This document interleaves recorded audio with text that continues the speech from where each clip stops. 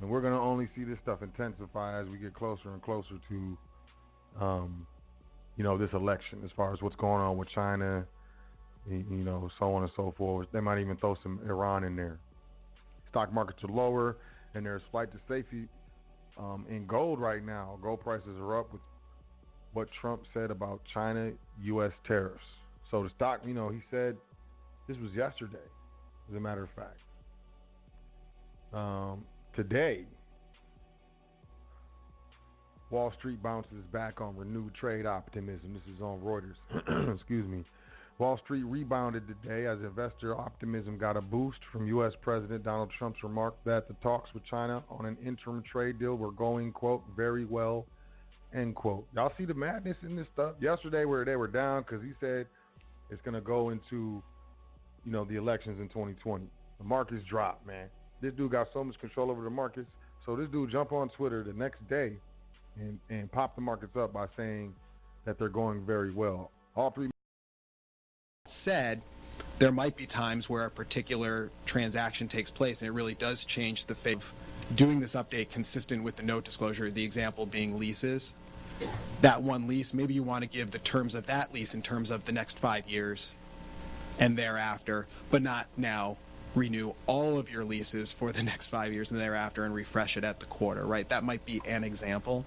We have to discuss that with the board. That was something that we hadn't thought of as an issue until we drafted this language. So, when I teed up the question, one of the things I failed to do that I intended to do was to ask, and Jim has his plate up, but I asked the board members if they wanted to comment on what they are seeking on this topic as well. So I'm going to do that now, open it up to the board members for any input that you wanted to provide. And Jim, if you had a question or comment specifically, feel free to go. But just responding to your question, Ted, from my perspective, and I understand the question and how this could raise that issue. I was viewing it as what we're trying to do is maintain the guidance that was in the SEC regs, which is we have a list, is sort of the minimum. You have to disclose these, but if material events occur, that's not limited to what's on that list. And so that notion's existed for decades. These words might not exactly pull that forward, but I don't think we were trying to say do anything differently than you did 2 years ago. You had the prescriptive list, but if you had a material transaction, you needed to figure out a way to then update your queue for that transaction. Some might update the entire lease table. Others might just say, hey, the lease table plus these new leases.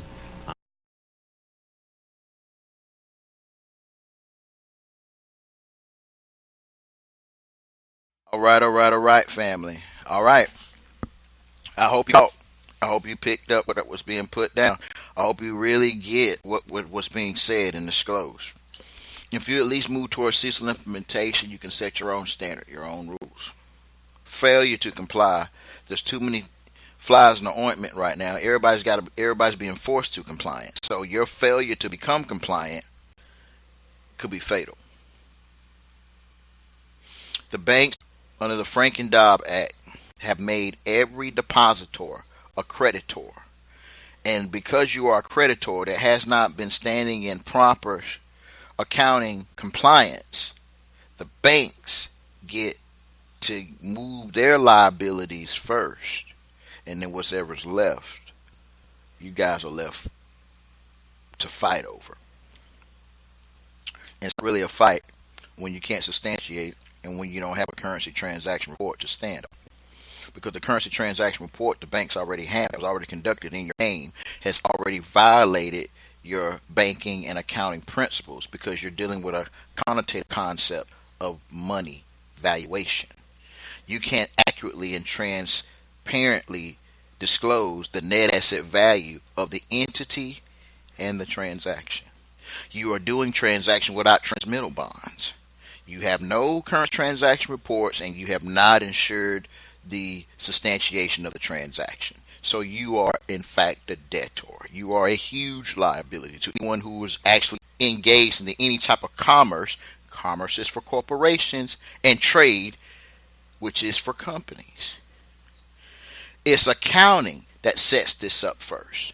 And this accounting has to be put into a perspective where you understand that you can no longer do the transaction first and then substantiate. It's accounting first and then transactions.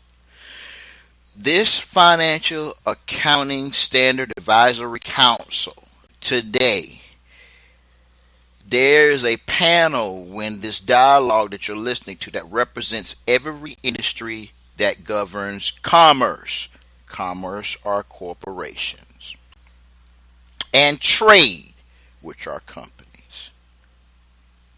And there's a public and private side to both. It's not what you say, it's what you do that determines who you are. I was brought into this meeting earlier today. This meeting lasted a little over 6.5 hours. So throughout the 6.5 hours of intel, I'm only going to give you the things that are pertinent to most of my listeners' positions. But you're probably going to miss a great deal of it because I can't spend the entire broadcast just going over everything when there's so many people that just need to know the fundamentals. Because once you discover and stand on the fundamentals, you're able to expound upon where you are. So I apologize for for that in advance. If you want more specific, what do I do type scenarios, then please understand the parameters upon which you're stepping into. So when you receive your response, you're in a proper position to enforce your Article 9 security interest in the transaction. So with that, keep listening because you have been given huge keys that's going to take you into a certain capacity. I want you to listen to my mentor and continue to listen to what's taking place. Because if you listen long enough, you'll learn something. Hired the fewest workers in 6 months in November. The reports came on the heels of the data on Monday showing manufacturing activity contracted for the fourth straight month in November and a decline in construction spending in October. The continued manufacturing slump and second straight monthly drop in construction outlays tempered growth expectations for the fourth quarter, which had been boosted by a rush of upbeat reports on the trade deficit, housing, and business investment. Still, the economy appears to be growing at a moderate pace rather than stalling. Sure, don't worry about it. Private payrolls, growth is slow, but hey, it's still growing. It's moderate. Meanwhile, almost half of Americans work in low-wage jobs. This is from CBS News. Y'all can check this out. America's unemployment rate is at a half-century low, but it is also a job quality problem that affects nearly half the population, with the study finding 44% of U.S. workers are employed in low-wage jobs that pay median annual wages of $18,000 a year. Contrary to popular opinion, these workers aren't teenagers or young adults just starting their careers. This is Martha Ross and Nicole Bateman of the Brookings Institution's Metropolitan Policy Program, which conducted the analysis. Prime working years, or between about 25 to 54, they noted. Most of the 53 million Americans working in low-wage jobs are adults in their prime working years, or about 25 to 54, they noted. Their median hourly wage is $10.22 an hour. That's above the federal minimum wage of $7.25 an hour, but well below what's considered the living wage for many regions. Even though the economy is adding more jobs, there's increasing evidence that many of these new positions don't offer the kind of wages and benefits required to get ahead. A new measure called the Job Quality Index recently found there is now a growing number of lower-paying jobs relative to employment with above-average pay. For the U.S. overall, median household income is $66,465 a year, according to Centier Research, with roughly half of families earning less than that amount. Workers aren't shy about expressing their frustrations, with 6 to 10 workers saying their jobs are mediocre to downright bad, according to a recent Gallup job quality survey. For instance, 1 in 5 workers told Gallup their benefits are worse now than 5 years ago. Low-wage jobs represent between 1/3 to 2/3 of all jobs in the country's almost 400 metropolitan areas, Brookings found. Man, 1 to 2/3. Smaller cities in the South and West tend to have the highest share, such as New Mexico, Jacksonville, North Carolina, where more than 60% of workers are low wage. But not all small cities in the South and West have a high proportion of low-paid jobs. Places with some of the highest wages and most productive economies are home to large numbers of low-wage workers. Nearly 1 million in Washington, D.C., in the Washington, D.C. region, 700,000 each in Boston and San Francisco, and 560,000 in Seattle, Ross and Bateman wrote. But they added, the issue can entirely be addressed by improving workers' skills, since low-wage jobs reflect the strength of the local economy.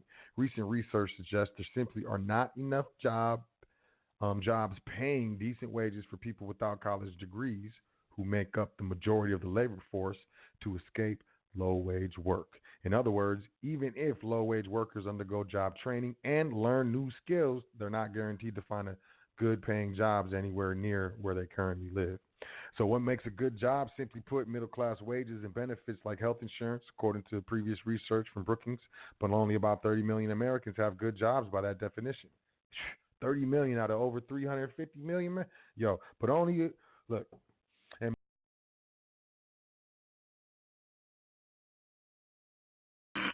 Trustees, hint, hint, what's a good job is one that offers key employee insurance or the ability to use an insurance policy to finance the infrastructure of the legacy.